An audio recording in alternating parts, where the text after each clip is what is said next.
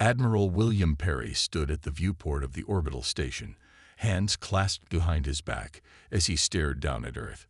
The blue marble hung suspended against the backdrop of stars, seemingly peaceful despite the interstellar crisis brewing around it. "They've rejected our conditions," said Olivia Grant, stepping beside him. As Earth's chief diplomat, she had spent the last 6 months in negotiations with the Galactic Council. Perry nodded grimly. "Then we proceed as planned." The Galactic Council had approached Earth 3 years ago, offering membership and technology in exchange for humans accepting certain behavioral guidelines. What had started as diplomatic overtures quickly revealed themselves as thinly veiled attempts to curtail humanity's rapid expansion and military development. "I just sent the formal withdrawal notice," Olivia said, her voice steady despite the weight of her actions. "We've officially abandoned the talks." "How long until they respond?" "If their previous communication patterns hold, probably within the hour." She handed him a datapad. "The fleet is ready." "All ships are in position," Perry confirmed. "Operation Heartbeat is active." Neither of them spoke the obvious truth.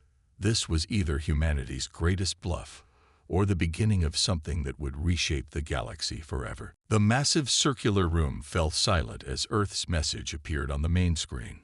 High Counselor Zex Terrell's 6 eyes blinked one after another. His inner skin layers pulsed with worry. Around the table sat leaders from 27 space civilizations. None of them spoke for several seconds. "This cannot be right," said Delegate Muron finally. Her feathers flattened against her head. "The humans are leaving the talks. They cannot just walk away." Zex Terrell turned to the only human in the room. "Ambassador Kelly, this must be a trick to get better terms. Your people cannot possibly think they can survive without our protection." Frank Kelly stood tall in his blue uniform. His face showed no emotion. "My government's message is clear. Earth is leaving all talks. We want all council ships out of our solar system within 48 hours. "Unacceptable," shouted General Krax, hitting the table with his armored fist. The Vorn warrior's scales turned dark red with anger. "No species has ever rejected council membership. The humans must learn their place." Kelly straightened his jacket. "I have orders to return home immediately. Goodbye." As the human walked out, panic spread through the room. Delegates shouted over each other. Some demanded immediate military action. Others called for trade blockades. A few suggested making better offers to Earth. Only Zex Terrell remained quiet. He remembered secret reports about human military power, reports many council members had ignored as impossible. "Quiet," he finally shouted, and the room settled down. "This is not like our usual problems." "The humans are primitive," said Delegate Forix, her light tentacles glowing brightly. "Their ships can barely reach their own outer planets." "That is what they want us to think," Zex Terrell replied softly. "Our deep spies tell a different story." He touched a control, and a new image appeared. It showed massive construction projects on Earth's moon and around Mars. For the past year, humans have been building something big. Our scientists cannot identify it. General Krax laughed. "What threat could they possibly pose? One of our middle-class ships could destroy their entire fleet." "Perhaps," said Zex Terrell. "But why are they not afraid? What do they know that we don't?" The room grew quiet again. "Contact the defense fleet," Zex Terrell ordered. "Tell them to stay in position, but do not attack. And get me everything we have on something called Project Heartbeat."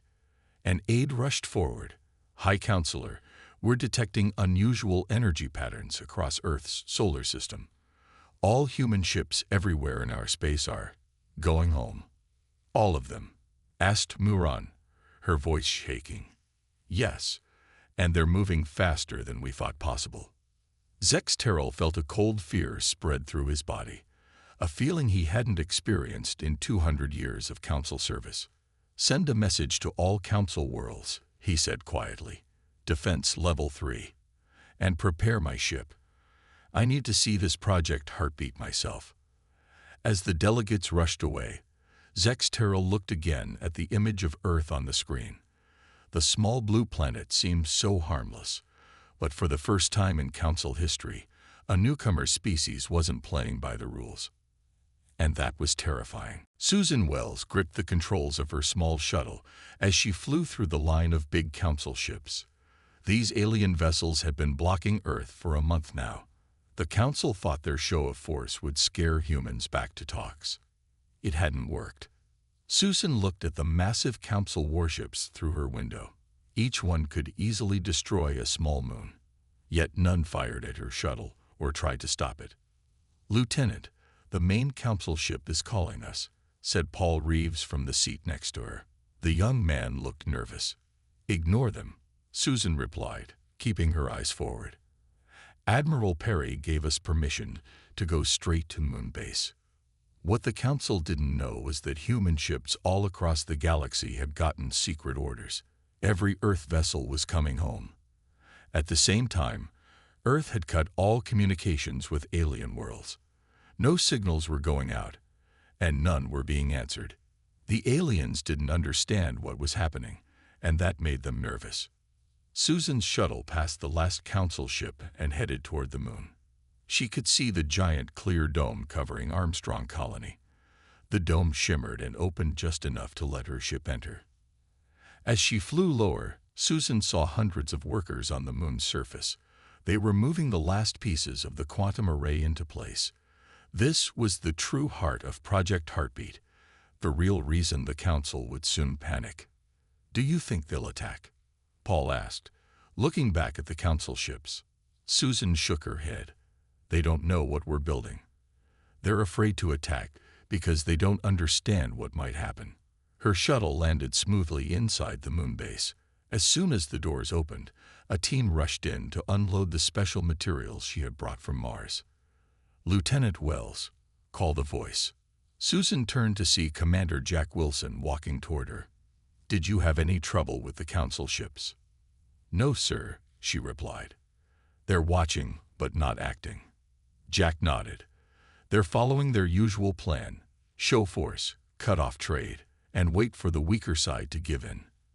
But we're not following their script." He led Susan to a viewing room where they could see the moon's surface. Thousands of workers were connecting the quantum array sections. Similar arrays were being built on Earth and Mars at the same time. "How much longer?" Susan asked.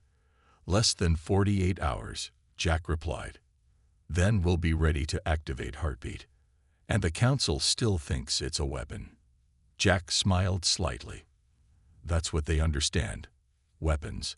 They've spent the last month trying to figure out what kind of super weapon could make us brave enough to stand up to them. But it's not a weapon at all," Susan said. "No, it's an escape. And once we activate it, the rules of the game change forever." Outside on the moon's surface, the final section of the array clicked into place. A cheer went up from the workers. "We should get to the control room," Jack said. "President Foster will be making an announcement soon." As they walked through the busy base, Susan noticed everyone seemed focused but not afraid. For the first time since the Council had arrived 3 years ago with their demands and behavioral guidelines, humanity had a plan that didn't involve bowing to alien rules. "Do you think they'll try to stop us when they figure it out?" Susan asked. Jack paused at the control room door. "By then, Lieutenant, it will be too late. Earth is done with their talks, their rules, and their control. After today, humanity writes its own future." President Maria Foster stared at the glowing image floating above her desk. The 3D projection showed a complex network of energy points spreading across Earth, the Moon, and Mars. "They've built what?" she asked, leaning forward in her chair. The White House Underground Command Center was silent except for the soft hum of computers. 20 feet below the surface, the President and her top advisors were planning humanity's boldest move. Defense Secretary Alan Wright adjusted his glasses. "According to our spies, the Council thinks we're building some kind of super weapon. They'd been watching the quantum arrays we're setting up, but they don't understand what they're really seeing." Chief Scientist Elaine Howard stepped closer to the floating image. Her gray hair was pulled back in a tight bun, and her eyes showed excitement despite not sleeping for 3 days. "It's a dimensional fold drive, Madam President," she explained. "Scientists thought it was just a theory until we found the artifact on Proxima Centauri. Once we turn it on, it will move our entire solar system, Earth, Moon, Mars, everything, into a parallel pocket dimension. And the Council can't follow us there," added Admiral Perry, his voice firm. The President leaned back in her chair. "So while they're out there panicking about us building a weapon to fight them, we're actually planning to disappear." "Exactly," nodded Howard. "The Council controls all the fast travel routes between stars. That's how they keep everyone in line. Our dimensional technology makes their control useless. They can't attack what they can't find." "And when we decide to come back?" asked the President. Admiral Perry's face hardened. "We return on our terms, with our fleet fully built and our colonies secure. The Council will have no choice but to treat us as equals, not subjects." President Foster stood up and walked to the large screen showing Earth's orbital space. 15 massive Council ships hung in the darkness, their lights blinking against the stars. "They came to us offering friendship," she said quietly. "But their idea of friendship meant following their rules, limiting our growth, controlling our technology, like they've done to every other young species for the past 10,000 years," said Wright. "The strong join the Council and help keep everyone else weak." The President turned back to face her team. "How soon can we start Heartbeat?" 48 hours, Howard replied. "We're making the final adjustments now. Any chance they'll figure it out and try to stop us?" Admiral Perry shook his head. "They're still trying to understand what we're building. By the time they realize the truth, it will be too late. And our ships, our people spread across other systems, all returning home," Perry confirmed. "The recall order went out 3 days ago. Every human ship is headed back to Earth space. We'll leave no one behind." President Foster nodded slowly. "Then we move forward. Send word to all command centers. Heartbeat will activate in 48 hours. As her advisors left to carry out their orders, Foster remained alone, looking at the Council ships on the screen. 3 years ago, they had arrived with smiles and promises, offering membership in their great galactic family. But the price was too high, giving up human independence, accepting limits on Earth's development, following rules made by ancient species who feared what humans might become. "You should have offered real partnership," she whispered to the distant ships. "Instead, you'll learn why humans don't respond well to threats." On her desk, the final countdown to Heartbeat had begun. High Counselor Zex Terrell had never seen the emergency chamber used before. In his 300 years serving the Council, this hidden room had remained sealed. Now, leaders from the 7 oldest space civilizations crowded around him. Their faces, tentacles, and other body parts all showed clear signs of fear. "The humans are building a dimensional gateway," Zex Terrell said, pointing to the floating images above the table. "Not a weapon as we feared, but something possibly more dangerous." Admiral Gorlak of the Vorn Defense Fleet made an angry hissing sound. His scaled skin turned a deep purple color. "Impossible. Our best scientists said such technology could not work." "It seems the humans have solved problems our people could not," replied Zex Terrell. "Our experts believe they plan to move their entire star system into a pocket dimension. If they succeed, Earth would disappear from our reach completely." "We cannot allow this," shouted Delegate Forex. Her glowing arm tendrils flared with bright light. "If humans can do this, other species might follow. The entire Council system would fall apart." "We must strike now," growled Gorlak, showing his sharp teeth. "Destroy their equipment before they can use it." Zex Terrell's skin membranes darkened. "Our spies report their technology is already past the safe point. Any attack might cause it to activate early, with unknown results." "Then we must talk to them," said Elder Yu, the oldest being in the room. His thin voice barely carried across the table. Offer them true partnership, equal standing in the council. Equal standing. Forix's voice rose higher. After thousands of years keeping control over younger species. Unthinkable. Perhaps, Zexteril said quietly, but think about what happens if we don't. A human civilization growing on its own, free from our rules, possibly returning hundreds of years later with technology we cannot match. The room fell silent as everyone considered this idea. The Council's greatest fear had always been finding a species they couldn't control. Now they faced exactly that. How much time do we have? Asked Gorlak finally. Less than 20 hours before their heartbeat activates, said Zexteril. Elder Yu's ancient eyes closed briefly. In all our history, we have never offered a new species full membership without centuries of proving themselves. The humans are different, said Zexteril. They developed faster than any species we've encountered. While we watched their space stations and moon base, they were secretly building something that even our oldest civilizations thought impossible. Forix's tendrils dimmed. What if we offer them technology, better ships, weapons? They don't want our gifts with strings attached, replied Zexteril. They want freedom, independence, freedom to become a threat to us all, snapped Gorlak. They already are a threat, said Elder Yu softly. That's why we're in this secret room, afraid of creatures who only learned to fly in space less than 200 years ago. Zexteril touched a control panel. A new image appeared.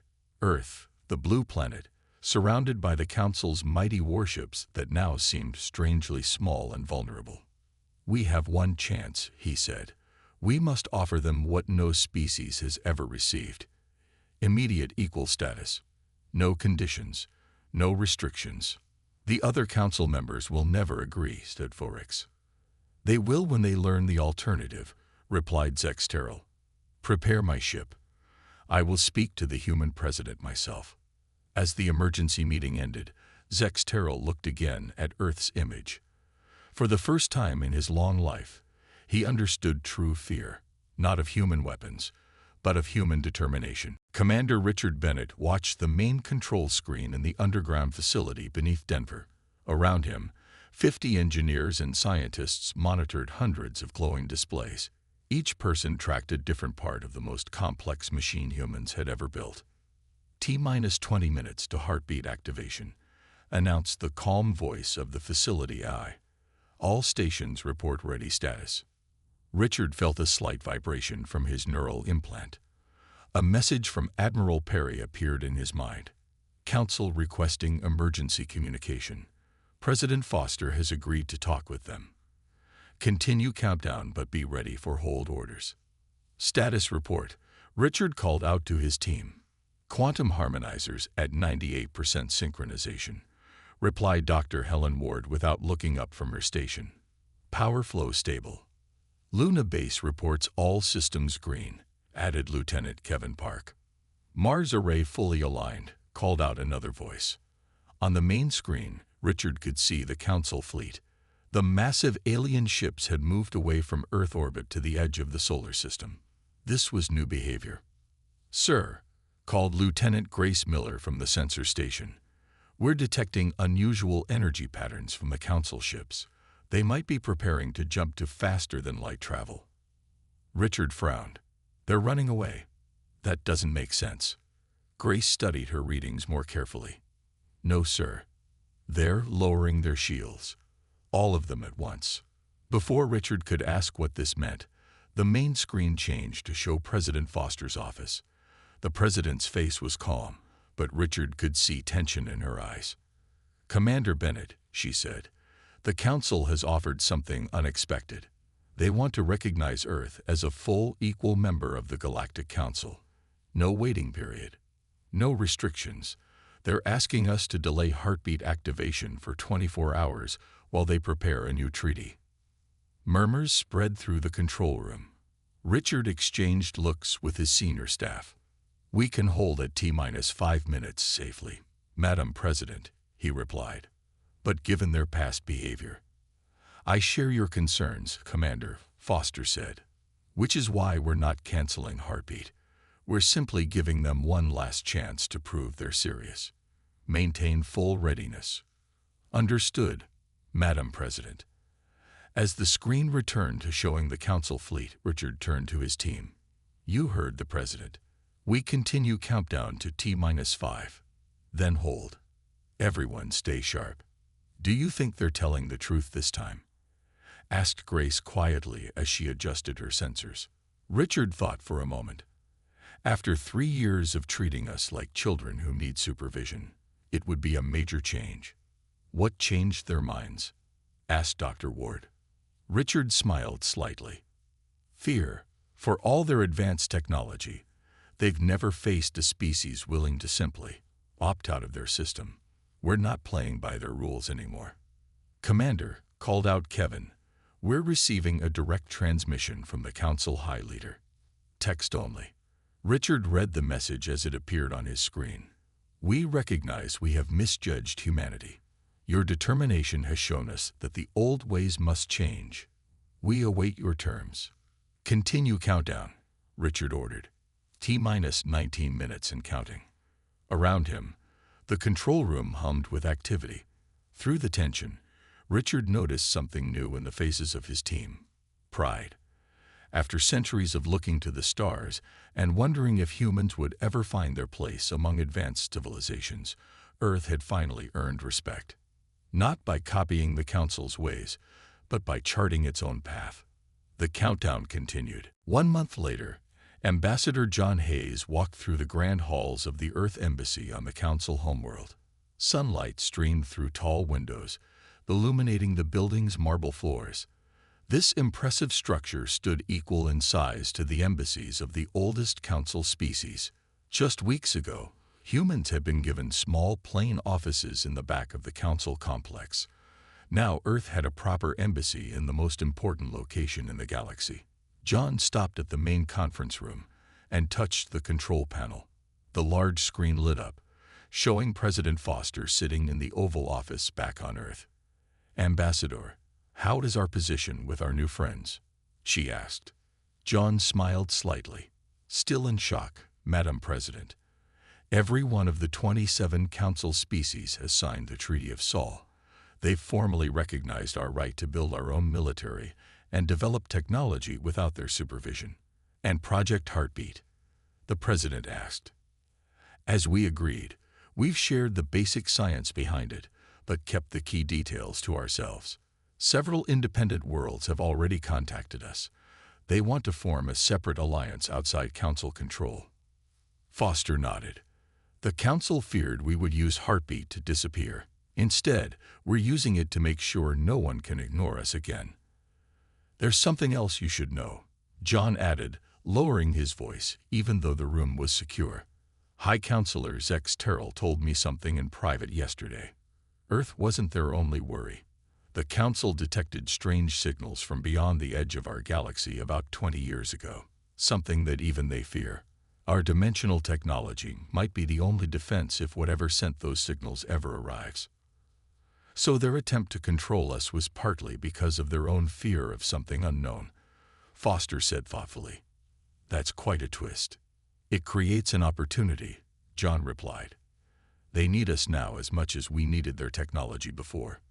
The President considered this. From barely tolerated newcomers to potential saviors in just 1 month. Tell the Council we're ready to discuss joint defense plans as equals. After the call ended, John walked to the large window overlooking the Council city. In the distance, he could see construction already starting on new research buildings. There, human scientists would soon work alongside the brightest minds from across the galaxy. On a nearby landing pad, a shuttle arrived bearing the Earth symbol. More human diplomats and scientists were arriving daily. The days of Earth's isolation were over. John remembered the panic just weeks ago, when the Council thought humans were building a superweapon. Now they understood that Project Heartbeat offered something more valuable than any weapon, a new way to think about space itself. A young aide approached. Ambassador, the Council session will begin in 20 minutes. The topic is the Joint Defense Initiative. John nodded. I'll be there shortly. As the aide left, John took one last look at the sprawling alien city. For thousands of years, the Council had ruled the galaxy through fear and control. They decided which species could travel among stars and which would stay trapped on their home planets. Earth had changed everything by simply walking away from their game. Now humans sat at the Council table not as junior members but as full partners. Earth ships explored new star systems. Human scientists shared ideas with ancient civilizations, and deep in secure facilities on Earth, the heartbeat technology remained ready, humanity's insurance policy in a dangerous galaxy. Earth had abandoned talks and caused panic throughout the Galactic Council. But in doing so, humanity had finally found its rightful place among the stars. 5 years after the Treaty of Seoul, Admiral William Perry stood on the observation deck of Earth's newest vessel, the ESS Pathfinder. At 3 kilometers long, it was the largest ship humans had ever built, incorporating both Earth ingenuity and Council technology. Admiral, we've reached the coordinates, Captain Olivia Grant announced as she joined him at the viewport. Below them stretched the swirling blue-green atmosphere of Neptune. But they weren't here to study the ice giant. Their attention was focused on a small research station orbiting the planet, a station that had sent a coded emergency signal 48 hours earlier. Any response to our hails? Perry asked. None, sir, but we're detecting power signatures. The station is still operational. Perry nodded. Prepare a boarding team. I want to see what they found. 1 hour later, Perry stepped through the airlock into Neptune Station Alpha. Emergency lights cast red shadows across empty corridors. The research team, 12 of Earth's top scientists, was nowhere to be seen. Life support is functioning, reported Security Chief Ryan Foster, scanning the area. No signs of damage or struggle. They moved deeper into the station until they reached the main laboratory. The door was sealed with a high-security lock. Override it, Perry ordered. Inside, they found what remained of the research team. The scientists sat at their stations, eyes fixed on screens, bodies motionless but showing no injuries. They appeared simply frozen in time. What happened to them? Whispered Ryan. Perry approached the central holotable where a strange object rotated slowly in the projection field. It resembled a black crystalline pyramid about 20 centimeters tall, covered in symbols that seemed to shift and change as he watched. Is that what I think it is? Olivia asked, her voice tight. Perry nodded grimly. The artifact they found in Neptune's atmosphere. The one mentioned in their last report. The black pyramid continued its slow rotation, the symbols on its surface pulsing with faint light. Sir, called a technician from across the room. I've accessed their main computer. There's a message, recorded just before communications went dark. The holotable shifted to show Dr. Elena Martinez, the station's director. Her face was pale, eyes wide with excitement or fear. We've translated the symbols, her recorded image said. It's not a weapon or a probe. It's a key, a dimensional key far more advanced than heartbeat. The beings who sent it call themselves the precursors. They'd been watching us since we activated heartbeat. They say. She glanced over her shoulder, then leaned closer to the camera. They say they created the Council thousands of years ago, an experiment in civilizational development. And now they're returning to see the results. The recording ended. Perry stared at the black pyramid, feeling a chill that had nothing to do with the station's temperature. Get this data to Earth immediately, he ordered, and contact High Counselor Zex Terrell. He needs to see this. As they prepared to leave, the black pyramid suddenly pulsed with intense light. The symbols froze in place, then projected outward, filling the room with strange, shifting patterns. Sir, we're detecting a massive energy surge, Ryan shouted. Something's happening. Through the laboratory window, Perry watched as space itself seemed to ripple and tear. A massive opening appeared against the backdrop of Neptune, a gateway dwarfing anything Project Heartbeat had created. Full evacuation, now, Perry commanded, but even as the words left his mouth, he knew it was too late. Through the gateway came a vessel of impossible proportions, its surface reflecting light in ways that hurt the human eye to observe. The precursors had returned, and Earth's revolutionary stand against the Council suddenly seemed like a minor footnote in a much larger, older story. Humanity had changed the rules of the game with the Council, but now, it seemed, they were about to meet the game's original creators.